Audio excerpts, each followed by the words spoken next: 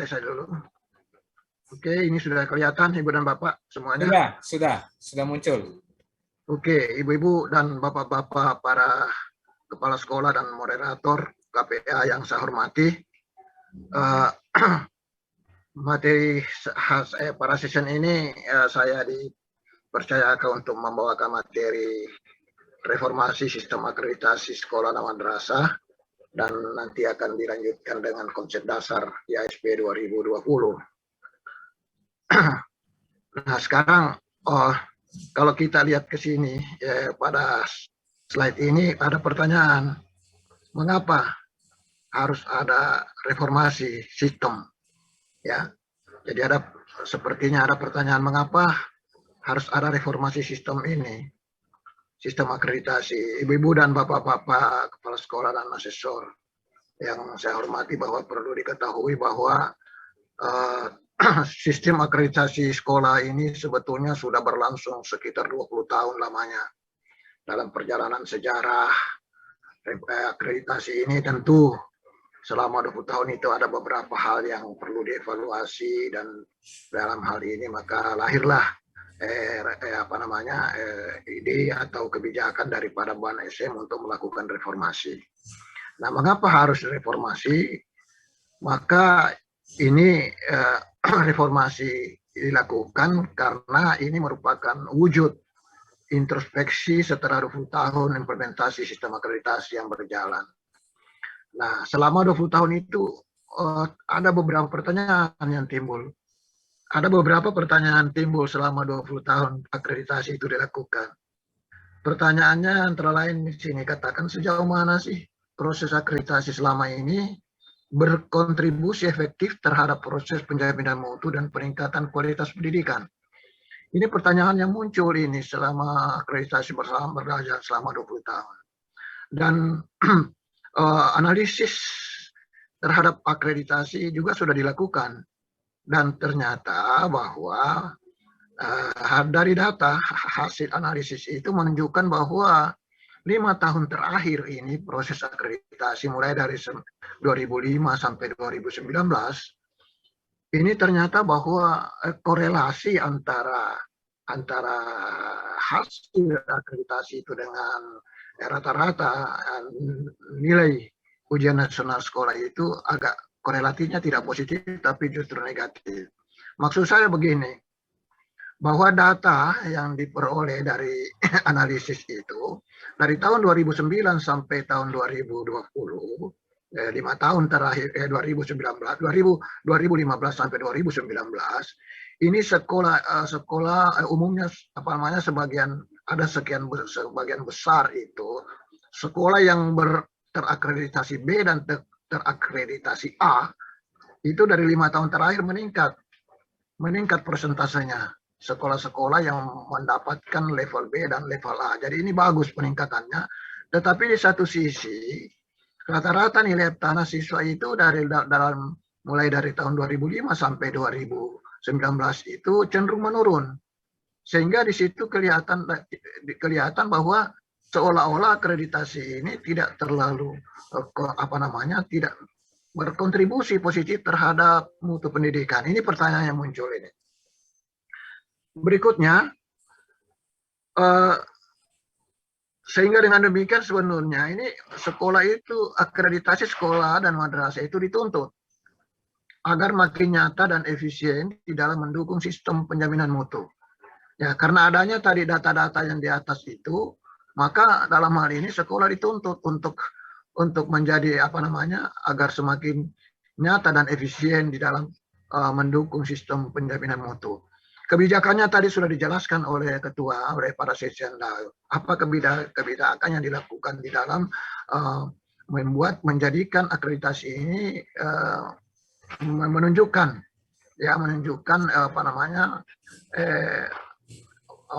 korelasi nyata terhadap mutu pendidikan. Itu selanjutnya. Nah, sekarang apa sih yang berubah?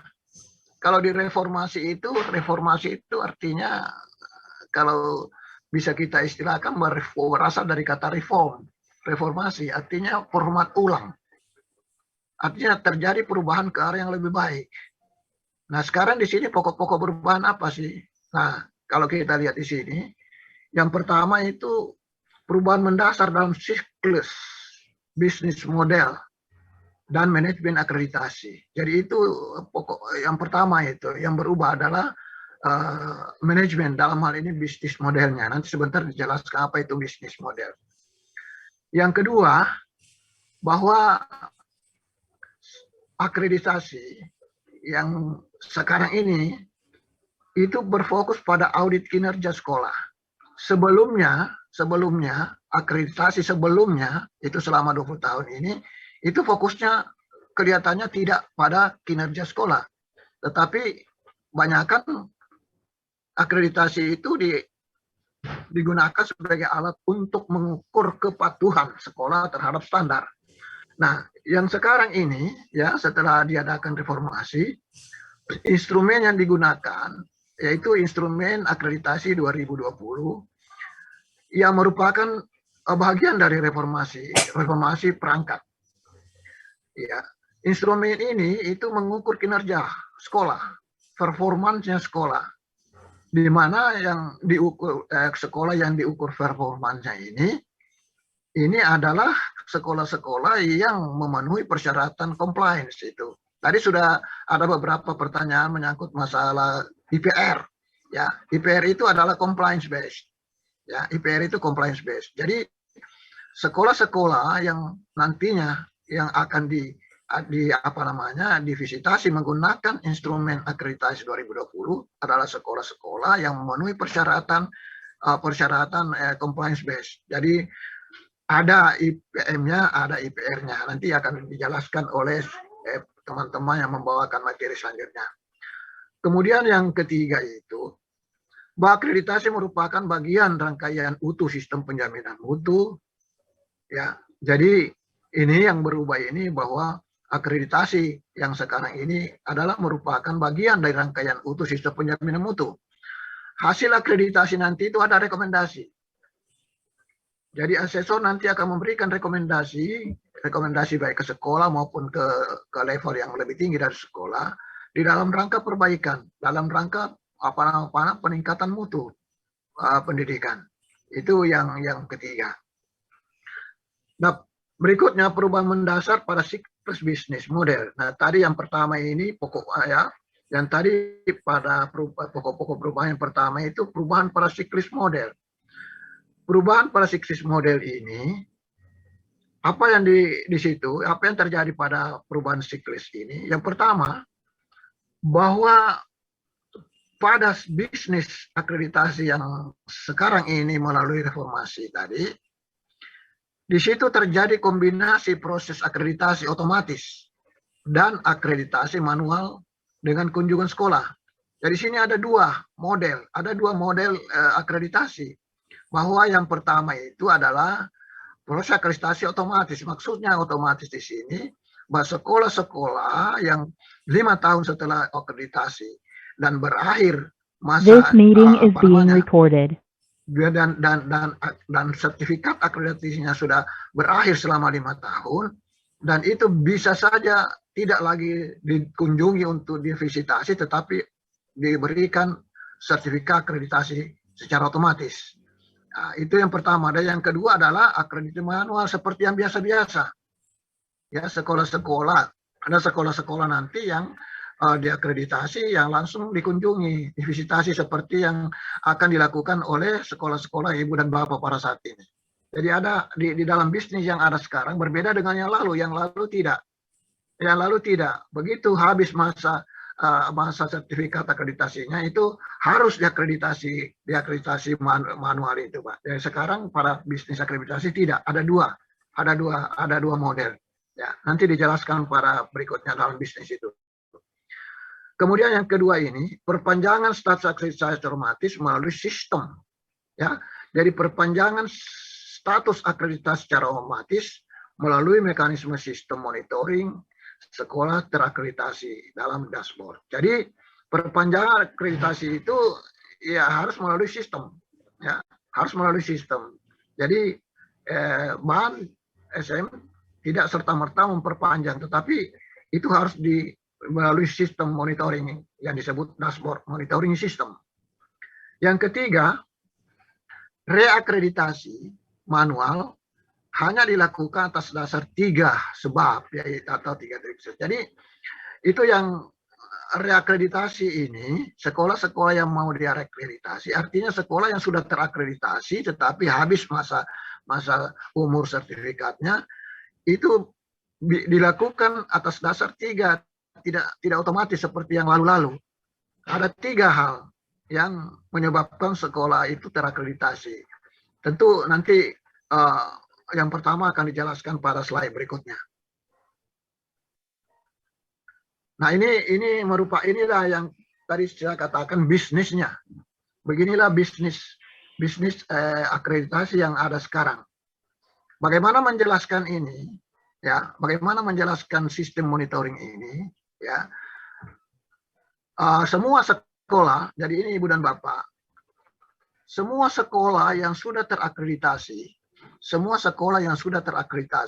ya, termasuk sekolah Ibu dan Bapak nanti kalau sudah terakreditasi, maka masuklah ke dalam sistem sekolah terakreditasi. Masuk di dalam sistem ini. Ya. Jadi sekolah yang sudah terakreditasi ini sudah masuk di dalam sistem ini. Dan sekolah-sekolah yang sudah terakreditasi ini sudah memiliki indikator-indikator kinerja yang sudah ditentukan. Nah, semua sekolah yang sudah terakreditasi ini harus setiap tahun ya menginput tahunan.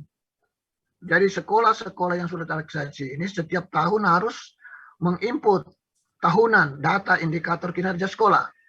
Ya. Jadi sekolah-sekolah itu tadi menginput ke sini dan semua indikator-indikator yang sudah diinputkan oleh sekolah-sekolah yang bersangkutan otomatis terekam oleh dashboard monitoring system di sini. Itu langsung terekam otomatis ke dalam sistem monitoring system ini. Jadi disinilah terkumpul semua data-data dari sekolah-sekolah, Pak. Nah, sesudah 5 tahun data-data sekolah itu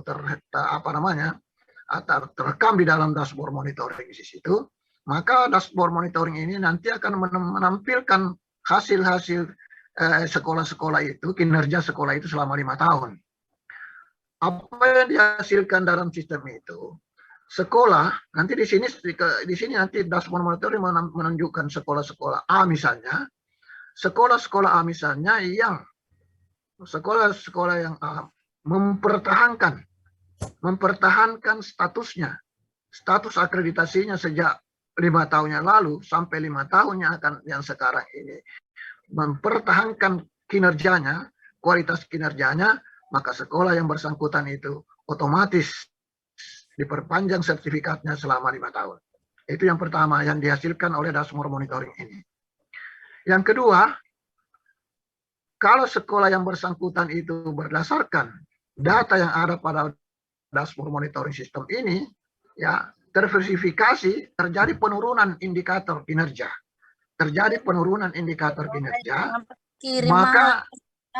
Maka dashboard monitoring ini merekomendasikan sekolah itu harus diakreditasi ulang. Kalau selama 5 tahun ternyata di sini terjadi penurunan kinerja, maka sekolah yang bersangkutan direkomendasikan untuk menjadi sasaran akreditasi yang harus diakreditasi ulang. Itu yang kedua. Nah, yang berikutnya tadi, kalau ada sekolah A misalnya, ya sekolah A misalnya selama 5 tahun itu mengalami peningkatan berdasarkan monitoring sistem ini, mengalami peningkatan, ya dia otomatis diperpanjang sertifikatnya.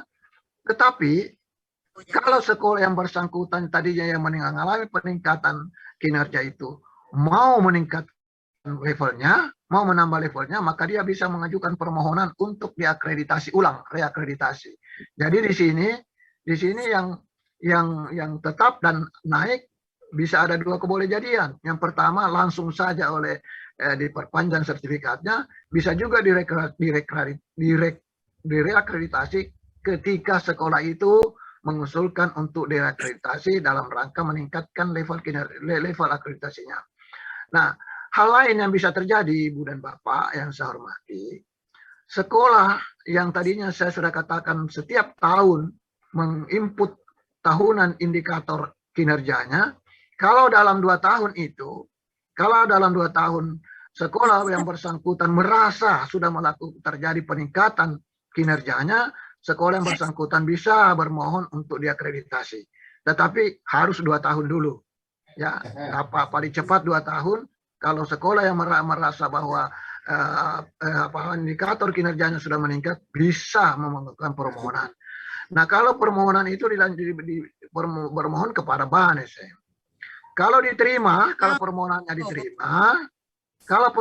diterima, maka sekolah itu nanti dijadikan sasaran akreditasi ya untuk permohonan itu.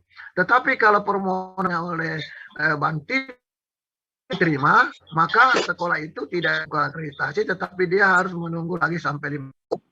Nah, hal lain di sistem sebenarnya, Ibu dan Bapak, hal lain di luar sistem monitoring sistem, penilaian dari luar, yaitu laporan masyarakat. Ya, jadi kita, Ibu dan Bapak-Bapak, kalau misalnya sekolahnya sudah terakreditasi, maka kinerja Ibu dan Bapak, kinerja sekolah Bapak itu akan dimonitor oleh sistem, tetapi di luar itu ada juga yang memonitor yang lain, yaitu masyarakat. Jadi masyarakat itu bisa mengusulkan kepada BAN untuk melakukan akreditasi kepada sekolah ketika laporan masyarakat itu terverifikasi. Jadi masyarakat bisa melapor. Laporan A ini harus diakreditasi karena kinerjanya menurun. Tetapi harus terverifikasi dulu oleh dashboard monitoring itu memverifikasi laporan masyarakat itu. Kalau laporan masyarakat itu diterima memenuhi syarat untuk direakreditasi, maka sekolah yang bersangkutan masuk di dalam sasaran akreditasi. Yang kedua.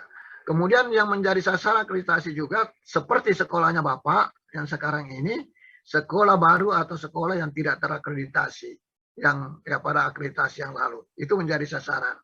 Ya, jadi ini siklusnya, Pak. Nah, setelah ini semua terdata untuk melakukan menjadi sekolah sasaran, maka dilakukanlah proses akreditasi. Apakah itu sekolah baru atau reakreditasi dilakukan di sini. Nah, kalau sekolah-sekolah yang diakreditasi itu lulus terakreditasi, maka diterbitkanlah sertifikat akreditasi. Dan sekolah yang bersangkutan akan langsung masuk ke dalam sistem sekolah-sekolah terakreditasi dan mengikuti siklus ini selanjutnya. Ya.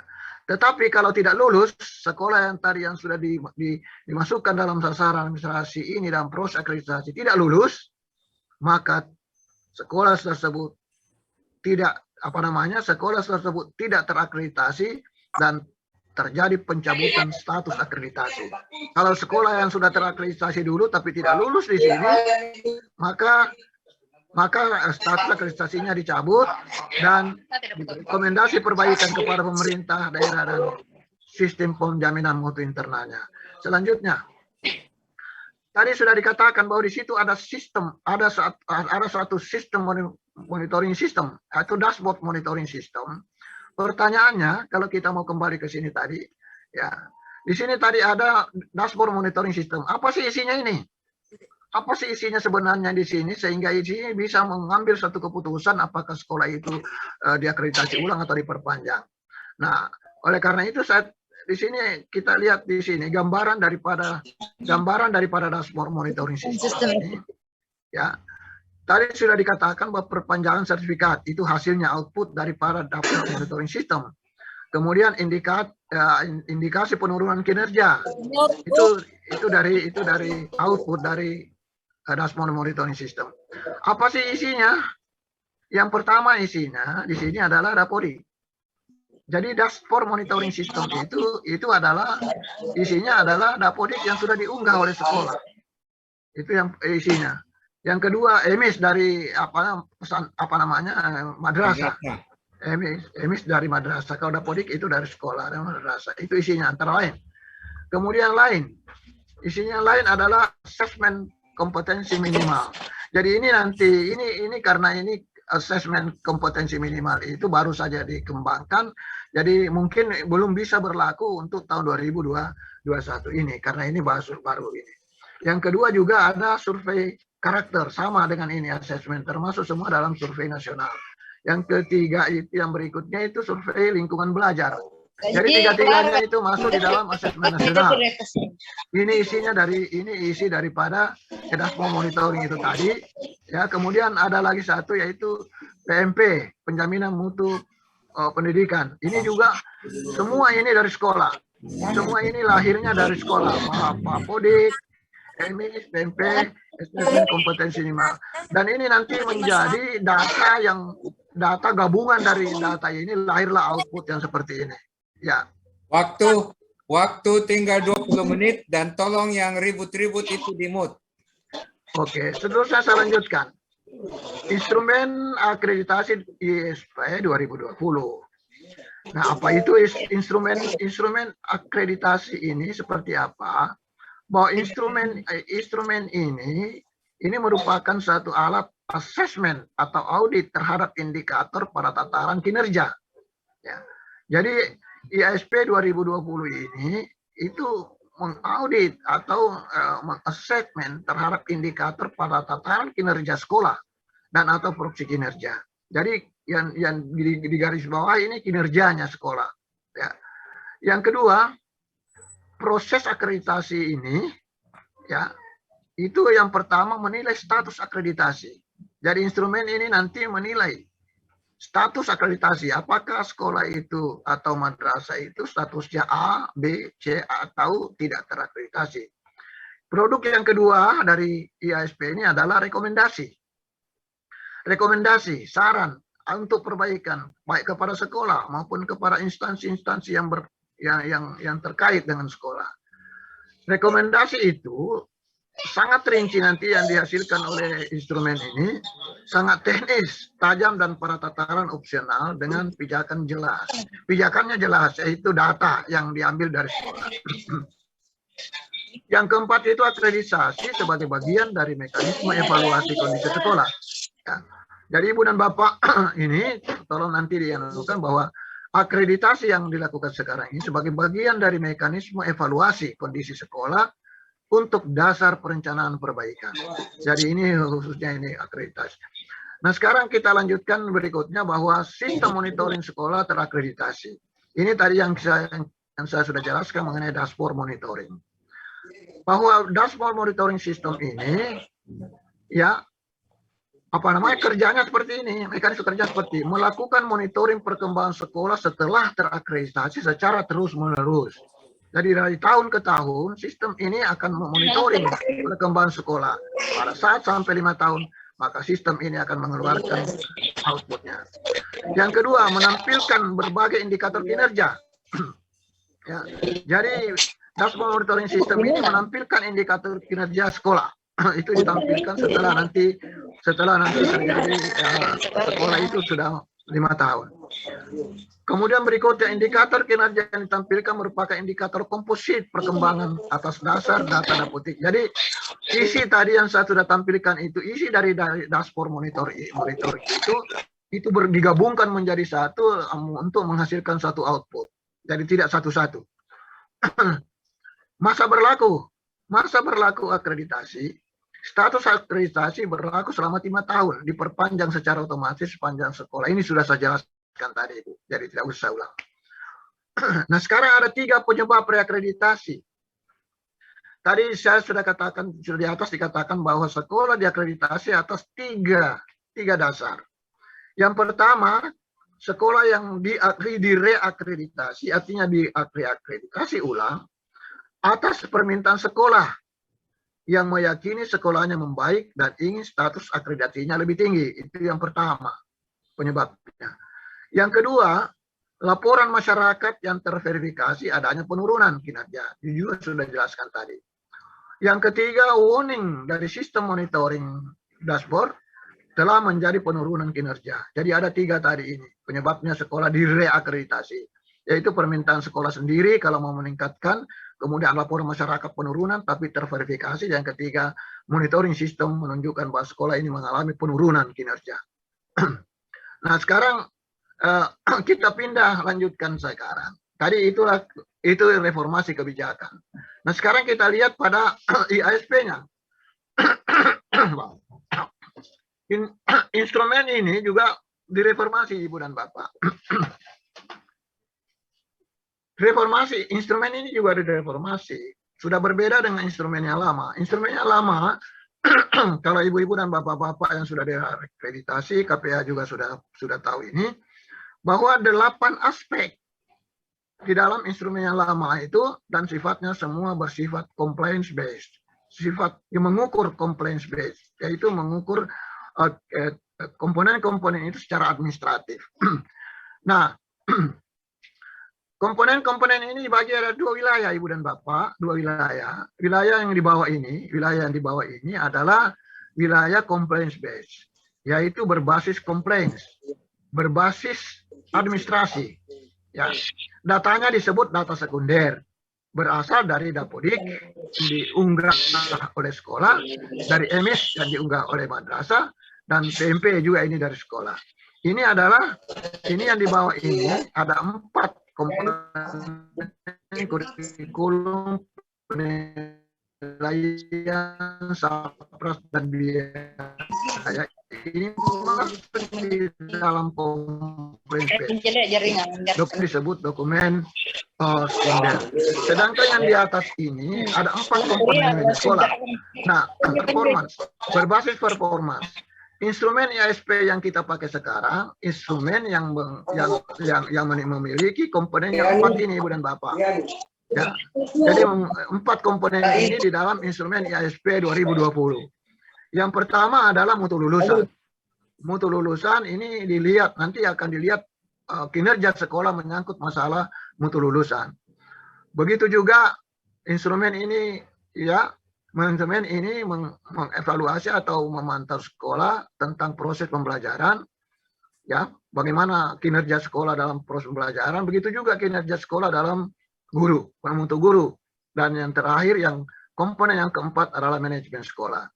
Yang keempat komponen-komponen ini saling terkait, Ibu dan Bapak, bahwa tujuan utama kita melakukan kegiatan di sekolah, Ibu dan Bapak yang saya hormati, tujuannya kita adalah mutu lulusan. Tetapi mutu lulusan itu hanya bisa berkualitas. Kelulusan itu hanya bisa berkualitas kalau proses pembelajaran yang berkualitas. Proses pembelajaran juga berkualitas kalau gurunya profesional dan berkualitas. Semua ini bisa berkualitas kalau manajemennya menjadi cukup berkualitas. Inilah konsep dasarnya, Ibu dan Bapak. Selanjutnya konstruksinya seperti ini, Pak, Ibu dan Bapak. Konstruksi daripada instrumen itu bahwa instrumen ini terdiri daripada 4 komponen seperti tadi di atas, mutu lulusan, proses pembelajaran, mutu guru, manajemen sekolah. Setiap komponen ini memiliki butir-butir tertentu. Ya, nanti kita lihat di bawah. Konstruksinya seperti ini, Ibu. Bahwa instrumen itu setiap butir terdiri daripada pernyataan.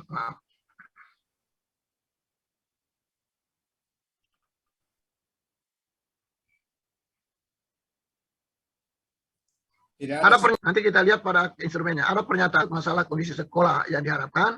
Kemudian capaian kinerja juga ada nanti di situ, kita lihat nanti pada instrumennya.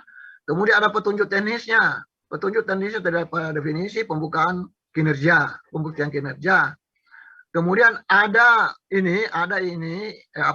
bagaimana mengambil datanya. Datanya bisa diambil dengan observasi, wawancara, dokumen, angket. Nah, semuanya ini adalah terdiri daripada penggalian data ini terdiri daripada aspek kinerja dan indikator kinerja. Jadi ada seperti itu. Nanti kita lihat pada nah, ini yang kita lakukan tadi. Mutu guru itu ada 3 subkomponennya: karakter siswa, kompetensi siswa, pemangku kepentingan. Kemudian proses pembelajaran, ya, subkomponennya adalah kualitas pembelajaran di kelas, iklim belajar sekolah, pemanfaatan sarana prasarana sekolah. Semua ini akan dimonitor oleh asesor nanti. Mutu guru ada 3 juga: kompetensi guru, pengembangan profesi guru, inovasi, dan kreativitas guru. Sedangkan manajemen sekolah ada 11, yaitu pencapaian visi misi. Ya, ini nanti akan diverifikasi oleh asesor. kompetensi kepala sekolah. Ini nanti akan dimonitor juga oleh asesor. Kepemimpinan kepala sekolah itu nanti akan dijelaskan seluruhnya. Budaya sekolah ini semua akan dipantau oleh asesor. Pelibatan masyarakat di dalam program sekolah, pengelolaan kurikulum, pengelolaan sarana dan prasarana, pengelolaan guru dan tenaga kependidikan, pengelolaan pembiayaan, pengelolaan kesiswaan, dan penjaminan mutu internal. Nah, Ibu dan Bapak, itulah bagian daripada ini. Nah, sekarang kalau kita mau lihat, ini barangkali, inilah, kita bisa lihat inilah instrumen yang fix, yang sudah mendapat, dari kementerian. Ya, dari Kementerian Pendidikan ini sudah menerbitkan surat keputusan tentang pemberlakuan instrumen itu. Ini contohnya. Ini salah satu, ini adalah ini contoh Pak, ini satu butir. Dan semua butir konstruksinya seperti ini. Yaitu misalnya mutu lulusan butir pertama, siswa menunjukkan perilaku disiplin dalam berbagai situasi. Ini capaian kinerjanya seperti ini, yang seperti jelaskan tadi ada 4 level. Ini yang paling tinggi, 4, 3, 2, 1. Ya. Kemudian di sini petunjuk teknisnya. Petunjuk teknisnya kalau ada misalnya definisi ada di sini yang tidak jelas, istilahnya, kita lihat dalam definisi. Kemudian capaian kinerjanya juga. Capaian kinerjanya tadi observasi, modelnya seperti ini. Ya. Kemudian telah dokumennya seperti ini. Ya. Kemudian wawancaranya seperti ini. Wawancaranya bisa dari kepala sekolah, guru, pemangku perwakilan orang tua dan siswa. Ya. Tidak mau tak buka. Ya, inilah instrumen. Inilah instrumen. Ya, satu butir ini. Dan semua butir Ibu dan Bapak konstruksinya seperti ini. Untuk ada 35 butir inti, ya, butir inti yang berlaku untuk semua jenjang, dan ada butir khusus untuk SD 1, ada juga untuk SLB 4, dan untuk SMK ada ada berapa itu, ada 9. Nah, inilah ibu-ibu dan bapak-bapak yang saya sempat sampaikan kepada Bapak mengenai reformasi akreditasi dan konsep dasar IASP 2020. Sekian Pak. Terima kasih Pak Jafar atas penyajiannya cukup apik, efisien dan efektif. Saya kira sudah cukup jelas sekali, tapi kalau masih ada yang masih dirasa kurang atau ingin bertanya, silakan saya buka untuk 3 penanya. Silakan sebut nama, dari sekolah mana, dan mengemukakan pertanyaannya. Silakan.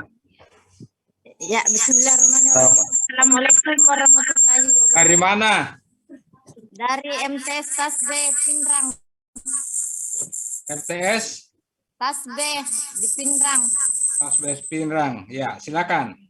Ya, yang ingin saya tanyakan di sini karena kami dari sekolah baru, di mana kami bisa mendapatkan ini Sispena dengan KPA yang ada di Pinrang. Itu saja Pak.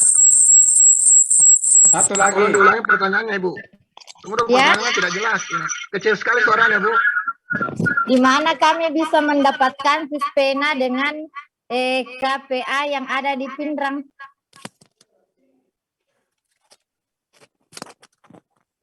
Bisa langsung dijawab ini. Ya, silakan. Jadi ini Ibu dari MTS Pinrang ini.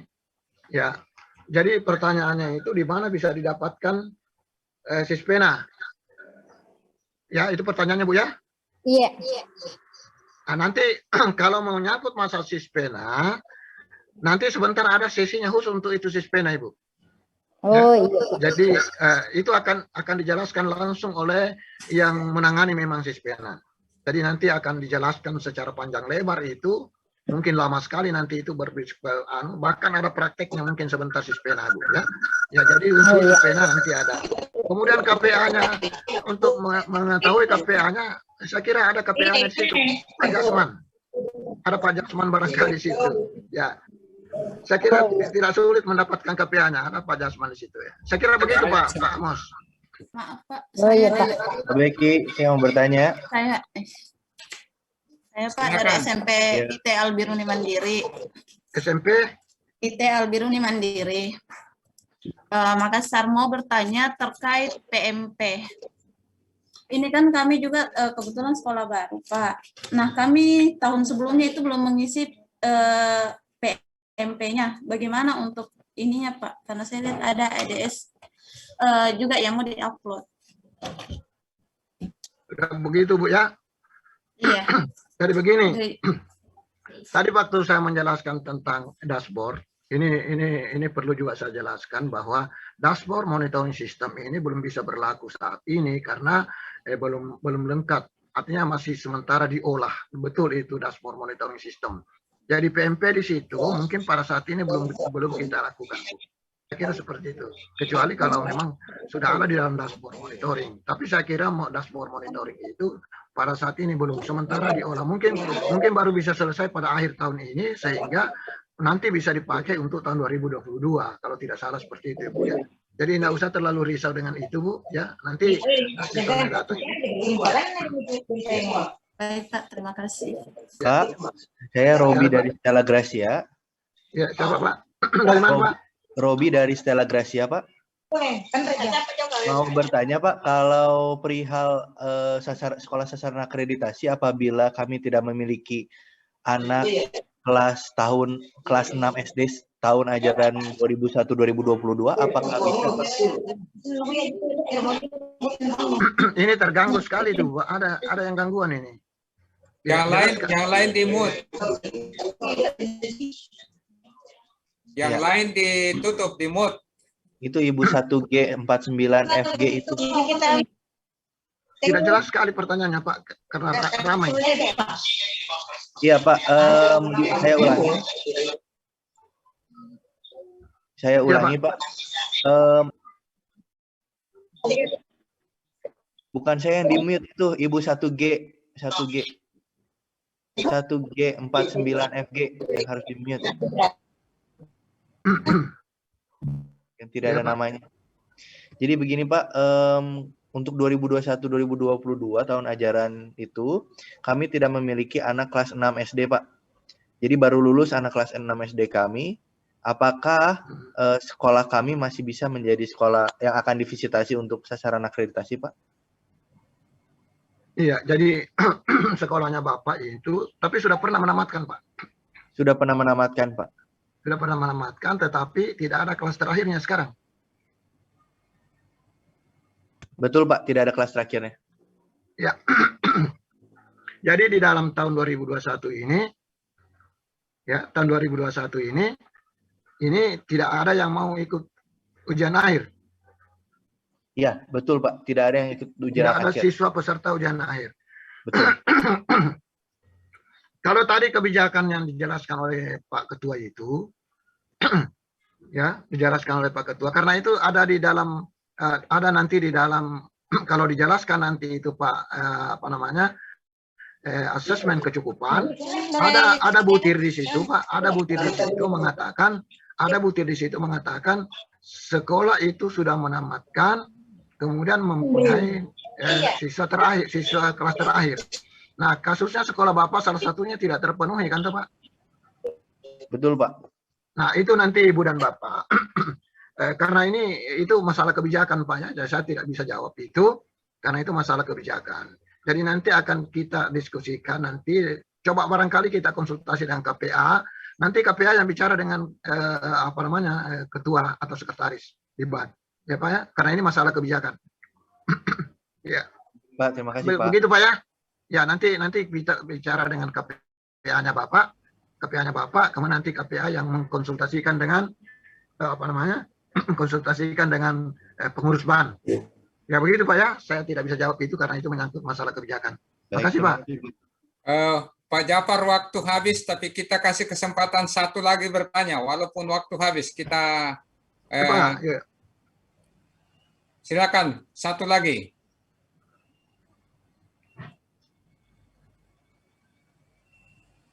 Kalau tidak ada yang bertanya, saya Pak Tabe, saya dari SLB Hudaya Hasim. silakan Bu. Bagaimana Pak kalau misalnya ini kan sekolah baru dan belum pernah menamatkan? Pak Itu Jafar, itu saya pertanyaannya, Bu. Iya, Tapi waktu Ibu menginput itu Dapodik, itu sudah Iya. masuk di situ, Bu. iya. Tapi Sudah, belum ada yang di kelas 6 Pak. enggak, maksud saya belum pernah menamatkan sekolahnya Ibu sampai saat Iya. ini. Iya, belum Pak. Nah, ini juga menjadi satu pertanyaan karena di dalam asesmen kecukupan itu indikator pemenuhan mutlak itu harus sudah pernah menamatkan, Ibu. Tetapi saya tidak tahu karena mestinya sudah terdata di dalam sistem itu, kalau di dalam Dapodik itu bahwa sekolahnya Ibu tidak pernah menamatkan, makanya sistem akan menolak itu sebetulnya. Tapi nanti kita konsultasikan karena sebentar lagi ada materi khusus untuk itu, Bu, ya, materi mengenai instrumen. Ya, Ya, dari Pak, situ iya. nanti akan dijelaskan bagaimana indikator pemenuhan mutlak itu. Bahwa indikator pemenuhan mutlak itu salah satu itemnya bahwa sekolah itu harus sudah pernah menamatkan. Ketika salah satu indikator itu tidak terpenuhi, maka sekolah itu tidak layak akreditasi. Tetapi ternyata bahwa sekolahnya Ibu masuk di dalam sasaran akreditasi. Yaitu perlu didiskusikan nanti kepada tim IT, Bu, ya. Ya, saya kira nanti ada jawabannya nanti pada sesi berikutnya, Bu, ya. Iya Pak, makasih. Pak Jafar, waktu habis Pak, waktu habis. Ya, jadi Ibu-ibu dan Bapak-Bapak yang saya hormati, itulah penyampaian saya mengenai materi reformasi akreditasi dan konsep dasar daripada IASP itu. Dan selanjutnya nanti mengenai IASP itu sepanjang panjang lebar akan dijelaskan pada materi IASP berikutnya yang berbasis kinerja. Nanti akan dibawakan oleh teman yang akan membawakan berikutnya. Terima kasih, lebih dan kurangnya mohon maaf kalau ada yang tidak berkenan di hati, dan saya ucapkan Assalamualaikum warahmatullahi wabarakatuh. Waalaikumsalam warahmatullahi wabarakatuh.